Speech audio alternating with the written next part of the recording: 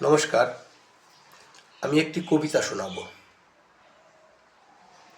কবিতাটি আমি যখন ছোটোবেলায় আমার মামা বাড়িতে যেতাম মাঝদিয়ায়, ওই যেতে আসতে ট্রেনের নানান কিছু দেখতে দেখতেই তৈরি হয়েছে।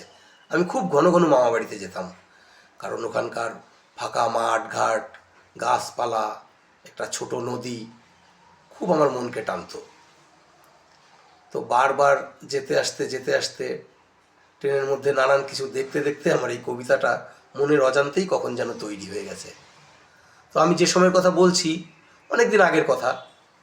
তখন ওই লাইনে এত ঘন ঘন ট্রেন ছিল না, আর ইলেকট্রিক লাইনও ছিল না রানাঘাট থেকে। তো ট্রেনগুলো ছিল পুরনো, অনেকটা লাল গোলার মতো, কেমন ভাঙাচোরা দেখতে। তো এই সকল নিয়েই আমার এই কবিতাটা আমি সংক্ষিপ্তভাবে বলবো, কারণ কবিতাটা অনেক বড়।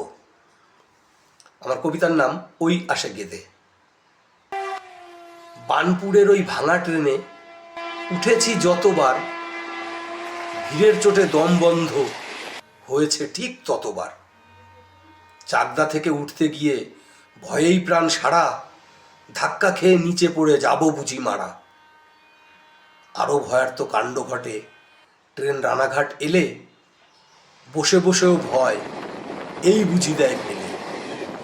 আধা ঘন্টা জিরান দিয়ে ট্রেন রানাঘাট ছাড়ে, সঙ্গে সঙ্গে যাত্রীদের কোলাহল বাড়ে। একদিকেতে মাসিমাদের ঘরোয়া কথার বৃষ্টি, আরেকদিকে অফিসবাবুদের বিরক্তি ভরা দৃষ্টি। ওঠে হঠাৎ গর্জন, দেব নাকি ছাল ছাড়িয়ে নুন মাখিয়ে, বলে একটি ছেলে তার উদ্যত ছোড়া দেখিয়ে। ভিড়ের মধ্যে মস্তানি, দেখুন তো কেমন লাগে এই দশা। ছেলেটি বলে হেসে, দাদা এনেছি আমি শশা। দাদের মলম, হাজার ওষুধ, আরও কত কি ওঠে, ভিড় ঠেলে হকাররা সব এদিক ওদিক ছোটে। মাছ দিয়া এলে পরে দেখি তাড়াতাড়ি নেমে, স্নান করা হয়েই গেছে ভিড়ের মধ্যে ঘেমে। স্টেশনের গেটে এসে দেখি পুলিশ চেকার, টিকিটখানি দেখিয়েই হই পরিষ্কার। ওই লাইনে চলতে মনে আগের কথা জাগবে, কু ঝিকঝিক গেদে লোকাল